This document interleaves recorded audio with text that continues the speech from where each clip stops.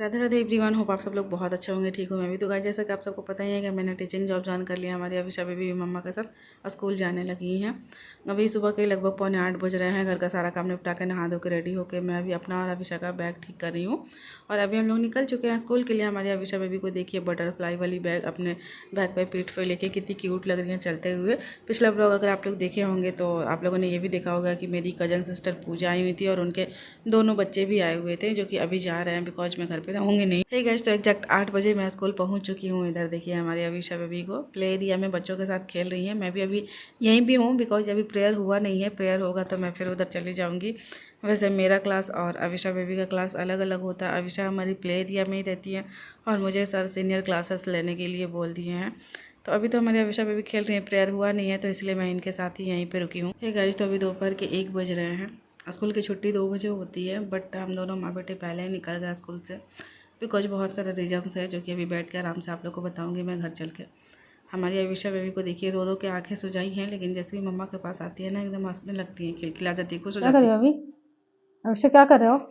और ब्रश कर रही हो अभी? अभी ब्रश करते हैं। Radhe Radhe everyone and very very good afternoon. दोपहर के 2 बज रहे हैं। आज भी सुबह में गई थी स्कूल। 8 बजे ही आज पहुंच गई थी स्कूल में, क्योंकि सर बोले थे कल कि 8 बजे ही आ जाना। तो 8 बजे आज पहुंच गई थी मैं अभिषा को लेके। जल्दी जल्दी सारा काम निपटा के नहा धो के तैयार होकर जल्दी जल्दी पहुंच गई थी टाइम पे एकदम। आ गई हूँ आज घर लगभग 1 बजे के करीब ही, मैं और अभिषा दोनों। जबकि छुट्टी बच्चों की होती है 1:30 बजे और टीचर्स की 2 बजे। कल 2 बजे आई थी ना टीचर्स की, जब छुट्टी हुई थी कल तभी आई थी, बट आज जल्दी आ गई। आप लोग को सुन के बहुत अजीब लगेगा क्योंकि कल ही मैंने वीडियो डाला था कि मैंने जॉब ज्वाइन कर लिया, मुझे जॉब मिल गई। आप लोग भी कितना खुश, कितने सारे ब्लेसिंग्स दिए हो। मैं कमेंट देखी हूँ सबका, बट रिप्लाई नहीं कर पाई क्योंकि आज भी स्कूल चली गई ना। कल रात में लगभग 12:30 बजे के करीब हम सोए थे क्योंकि पूजा भी आई हुई थी मेरी बहन, तो थोड़ा टाइम लग गया था। तो वही कह रही थी ना कि आज वापस आ गई क्योंकि मैंने बोल दिया सबसे कि जॉब मैंने छोड़ दिया, क्योंकि हमारी अविशा बहुत ही ज़्यादा रो रही थी, बहुत ही ज़्यादा। मतलब 6 घंटे 2 साल के बच्चे को स्कूल में रह पाना मुश्किल तो था ही, ये तो मुझे पहले से ही पता था कि बहुत ज़्यादा मुश्किल है। क्योंकि अभी मतलब एक भी दिन ऐसा नहीं हुआ है जब अविशा मुझसे अलग रही हो। एग्ज़ाम देने के लिए एक आध बार मैं कहीं गई भी हूँ तो मम्मी के साथ, मतलब अपनी नानी के साथ, मौसी के साथ। तो कभी इस तरीके से अजनबियों के सामने ऐसे नहीं रही थी ना, तो मुझे पता था कि थोड़ा दिक्कत होगा। आप लोग बोलोगे कि 2 साल की बच्ची है तो क्या ही ज़रूरत था स्कूल ज्वाइन करने का। सही बात है, बट मैंने ये सोचा था ना कि फालतू में हम दोनों माँ बेटी दिन भर बोर होते हैं, इधर से उधर पगला चलते हैं। कोई है नहीं घर पे, इनके पापा भी अभी नहीं है ना, तो इसीलिए मैंने सोचा कि फालतू का टाइम वेस्ट करने से अच्छा है कि मतलब कुछ काम शुरू किया जाए। जैसे कि एज माई प्रोफेशन मैंने बीएड किया है तो टीचिंग लाइन ही है मेरे लिए। तो मैंने सोचा कि टीचिंग लाइन में ही चली जाती हूँ। बच्ची को भी वहाँ अपना देखते रहूँगी, स्कूल में साथ में लेके जाऊँगी, साथ में लेके आऊँगी। हमारी अविशा को हाँ पहना देंगे, बोली फ्रॉक पहना। हमारी अविशा को भी एक अच्छा माहौल मिलता है ना स्कूल में, तो इस पर्पज़ से मैंने सोचा कि चलो स्कूल ज्वाइन कर लेती हूँ। तो स्कूल ज्वाइन कर लिया मैंने। एक दिन इंटरव्यू के लिए गई, सर ने कहा ठीक है ओके, तो सर बोले ज्वाइन कर लो तो डेमो दे दो। तो डेमो भी मैंने दिया, ज्वाइन भी हो गया, सिलेक्शन भी हो गया, सब कुछ हो गया। बट प्रॉब्लम ये आई ना कि इतना ज़्यादा रो रही थी ना, लिटरली इतना ज़्यादा रो रही थी अविशा ना कि शायद इतना तो मैंने उम्मीद नहीं किया था। मुझे नहीं लगा था कि हमारी अविशा इस तरीके से रोएंगी चिल्लाएंगी, जो कि पूरे स्कूल को मतलब डिस्टर्ब होता है ना। वैसे भगवान की कृपा से वहाँ के लोग, स्कूल के लोग इतने अच्छे थे, इतने अच्छे, इतने कोऑपरेटिव थे ना, जितने भी टीचर्स थे, यहाँ तक कि प्रिंसिपल सर भी, सब लोग इतना ज़्यादा कोऑपरेटिव कि इसको गोदी ले लेके खिला रहे थे ऐसे अपने गोदी में। दूध बॉटल से दूध पिला रही थी मैम लोग जो पढ़ाती हैं वहाँ पे प्ले स्कूल के बच्चों को, छोटे किड्स को बेंच पे लेटा के और बॉटल से दूध पिला रही थी मैम लोग। मतलब इतना कोऑपरेटिव मैंने फर्स्ट टाइम देखा। एक्चुअली मैं छोटे बच्चों का स्कूल फर्स्ट टाइम देखी ना। जब हम लोग छोटे थे तो इतना नहीं होता था कि ऐसे दूध बॉटल से पिलाया जाए, या फिर मतलब इतना नहीं था कोई पहले, इतना मतलब छोटे बच्चों को स्कूल भेजता भी नहीं था। मैं 2.5 साल से गई हूँ खुद, बट मेरे साथ मेरे भैया जाते थे, हम दोनों भाई बहन जाते थे, तो मैं रह जाती थी, मैं नहीं रोती थी। लेकिन अविशा 2 साल की है अभी और अकेले, इस वजह से शायद ज़्यादा ही रोने लगी। मैं तो ये सोच के स्कूल ज्वाइन करने गई थी ना कि मतलब किड्स सेक्शन में ही मैं भी टीचिंग करूँगी। मतलब जिधर अविशा पढ़ेंगी ना उधर ही मैं भी पढ़ाऊँगी, ताकि सामने से मैं अविशा को देखती भी रहूँगी और हमारी अविशा भी मम्मा को देखती रहेगी, तो दोनों में से किसी को प्रॉब्लम नहीं होगी। लेकिन सर ने क्या किया कि मुझे डाल दिया सेकेंडरी क्लासेस में 6 to 8, जो कि मेरे लिए तो बहुत अच्छा था कि मतलब मुझे बड़े क्लास के बच्चों को पढ़ाने को मिल रहा था, डील करने को मिल रहा था, क्योंकि एज कंपेरिजन छोटे बच्चों को पढ़ाने से कम मेहनत लगता है बड़े बच्चों को पढ़ाने में। सर जैसे मुझसे मेरा डी जैसे सर क्या बेटा लगा दें, देखिए इनकी हरकत दिखा रहे हो, देखो जाओ खेलो, हटो हटो बेटा, जाओ खेलो। ये भी लगा दें, लो लगा दिए, जाओ। सर जैसे मेरा इंटरव्यू लिए और मेरा डेमो वगैरह, तो सर को लगा कि नहीं मतलब 6 to 8 के लिए ही बेस्ट रहेगा, तो सर 6 to 8 में डाल दिया मुझे। मैंने भी सोचा कि चलो ठीक है ज्वाइन तो कर ली, लेकिन कल भी रोई थी, कल थोड़ा कम रोई थी। कल मतलब मुझे लगा था कि हाँ हो जाएगा, चल जाएगा काम, आज फर्स्ट डे है तो थोड़ा बहुत परेशान है। हाँ लगा लेंगे बेटा, हम भी लगा लेंगे, मम्मा भी लगा लेगी। तो मुझे लगा था कि फर्स्ट डे है तो चलो थोड़ा बहुत रो रही है तो ठीक हो जाएगी। लेकिन आज जो पूरे टाइम रोई है ना स्कूल में, इतना ज़्यादा, जब गई थी तो खुश थी, खेल रही थी, लेकिन फिर उसके बाद जब मैं अपने क्लासेस लेने लगी ना, इतना रोई कि ग्राउंड फ्लोर पे छोटे बच्चों का है और फर्स्ट फ्लोर पे मैं पढ़ा रही थी बच्चों को, मतलब 6 to 8 को। तो वो ना मेरे कानों में आवाज़ जा रहा था, जब अविशा रो रही थी तो पूरा एकदम सुनाई दे रहा था। और मैं अपनी फॉल्ट बता रही हूँ, अपनी सच्चाई बता रही हूँ ना कि मैं नहीं पढ़ा पा रही थी, मैं फोकस नहीं कर पा रही थी बिल्कुल भी, मैं कंसंट्रेट नहीं कर पा रही थी। मेरा दिमाग एकदम शून्य हो जा रहा था। जैसे ही अपने बच्चे का रोने का आवाज़ सुनिएगा ना तो आपको बिल्कुल समझ में नहीं आएगा, वो भी एक ऐसे जगह पे जहाँ पे आपके बच्चे को कोई नहीं दिखाई दे रहा है और ना ही आप अपने बच्चे को देख पा रहे हो, सिर्फ और सिर्फ आवाज़ें सुन पा रहे हो और वो भी रोने की। तो मे भी बहुत सारे लोगों को लगेगा कि ये ओवर है, बट मैं सच बता रही हूँ ना, एक माँ इस फीलिंग्स को बहुत अच्छे से समझ सकती है। कितना बुरा लगता है जब आपका छोटा सा बच्चा है एकदम, जो अपना केयर बिल्कुल भी नहीं कर सकता है। हाँ ठीक है, केयर करने वाले बहुत सारे लोग हैं, लेकिन वो इस तरीके से रोए जा रहा है कंटिन्यूअसली, तो वो चीज़ बर्दाश्त नहीं होता है। मेरे आंखों में लिटरली आंसू थे। जितने भी स्टूडेंट्स, टीचर्स, सबने नोटिस किया और प्रिंसिपल सर ने मुझे ऑफिस में बुला के ये बात बोला कि मैम आप अच्छा पढ़ा रहे हो, बट आप ना खुद के इमोशन पे कंट्रोल नहीं कर पा रहे हो, आप अपने बच्चे को सेपरेट नहीं कर पा रहे हो। सर को लगा था कि मतलब ओवर है ये, मतलब मुझे अपने आप पे थोड़ा सा कंट्रोल करना चाहिए, अपने इमोशन पे कंट्रोल करना चाहिए। बट मैं बता रही हूँ ना कि जब अपना खुद का बच्चा होता है ना यार, नहीं हो पाता है। पहले मुझे याद है एक बार, मैं बहुत पहले मतलब अभी से 5-6 साल पहले की बात कर रही हूँ, यूट्यूब पे बहुत सारे ब्लॉगर तो उस टाइम पे नहीं थे, एक आधे ब्लॉगर थे जिनका मैं ब्लॉग देखा करती थी। और मुझे याद है कि एक लेडी जिनका मैं नाम नहीं बोलूँगी, फिर आप लोग बोलोगे कि दूसरे को प्रमोशन करिए, तो वो अपने बच्चे को लेकर स्कूल जा रही थी। फर्स्ट डे था उनके बच्चे का स्कूल का। और जब वो अपने बच्चे को फर्स्ट डे स्कूल छोड़ के आई ना, तो रास्ते में पूरे रास्ते रोते हुए आ रही थी, आंखों से आंसू गिर रहे थे। तो उस टाइम पे मुझे ऐसा लगा था ना कि मतलब क्यों रोना है, स्कूल ही तो गया है बच्चा, इसमें रोने वाली क्या बात है। लेकिन आज वो दिन ना मुझे याद आ रहा था, वो वाली वीडियो, तब मुझे समझ में आ रहा था कि वो क्यों रो रही थी। अपने बच्चे को अपने से अलग करना ना सच में बहुत बड़ी बात होती है। फिर दिमाग में ये भी सवाल आ रहा था ना कि चलो ठीक है, यहाँ तो मैं ऐसा सोच रही हूँ प्राइवेट जॉब है, तो अगर गवर्नमेंट जॉब हो गई रहती तब मैं क्या करती, तब तो मैं नहीं छोड़ती ना जॉब गवर्नमेंट, किसी भी हाल में मैं करती ही जॉब। तो फिर मुझे ये समझ में आया ना कि अगर मेरी गवर्नमेंट जॉब होती ना तो पैसे भी बहुत ही ज़्यादा मिलते। और उस टाइम पे ना मैं चाहती तो किसी ना किसी को फुल टाइम केयर करने के लिए, बेबी का केयर करने के लिए रख सकती थी, घर पे या फिर स्कूल में भी, और मैं आराम से अपना काम कर सकती थी, तो मुझे बिल्कुल भी डिस्टर्बेंस नहीं होती।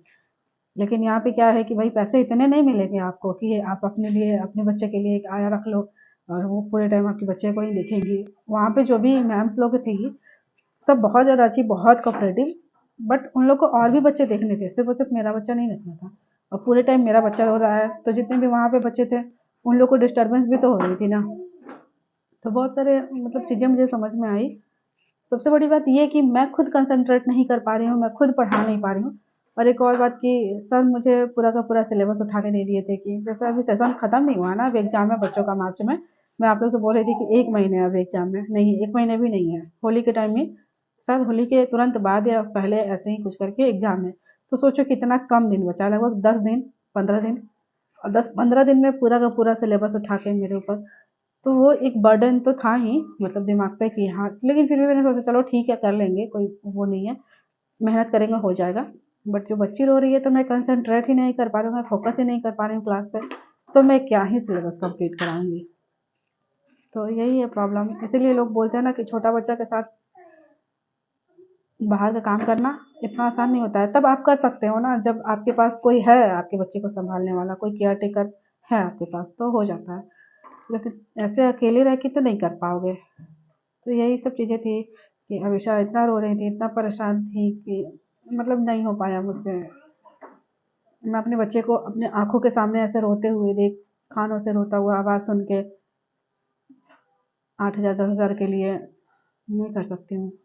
भले मैं थोड़ा कम खर्च करूँगी, जैसे मैं ड्रेस, जैसे बहुत सारे लोग मुझे बोलते हैं रिपीट करते हुए कि ड्रेस, हाँ ठीक है मैं रिपीट करूँगी ड्रेस, एक ड्रेस को कम से कम मैं 200 बार पहन लूँगी, जब तक वो फट ना जाए तब तक मैं उसको पहनूँगी।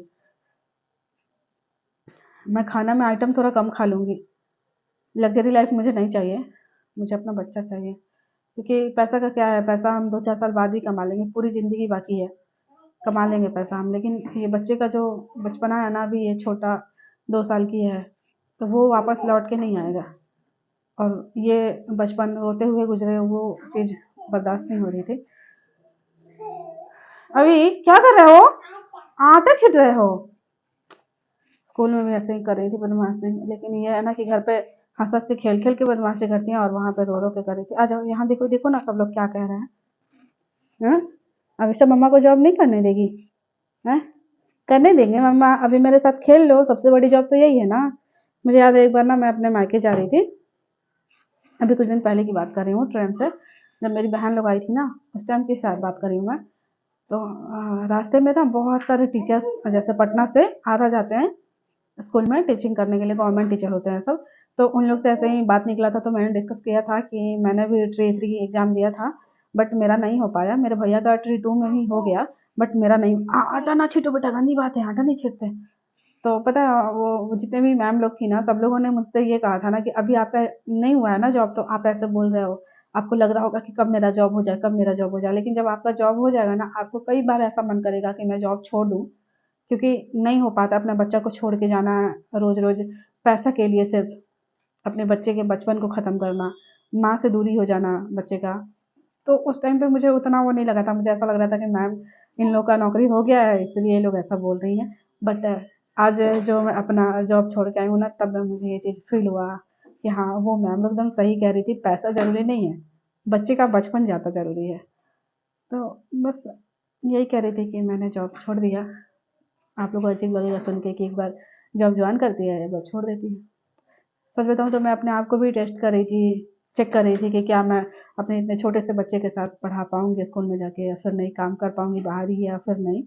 और मैं अवीशा बेबी को भी चेक कर रही थी कि हमारी अवीशा बेबी अभी से स्कूल रह पाएंगी कि नहीं। तो ठीक है, अभी मैंने ये सोचा ना कि ठीक है, अब 2-4 महीना और देख लेते हैं, जब तक हमारी अवीशा बेबी 2.5 साल की नहीं हो जाती हैं, तब तक हम अभी कुछ भी नहीं करेंगे, मतलब घर पे ही रहेंगे, अपना स्टडी पे फोकस करेंगे, यूट्यूब करेंगे। आप लोगों से बहुत सारे लोग कमेंट कर रहे हो कि दिन में 2 ब्लॉग डालो, बट मैं नहीं कर पाती हूँ यार, बहुत सारे रीजंस है, आने वाले ब्लॉग्स में पता चलेंगे।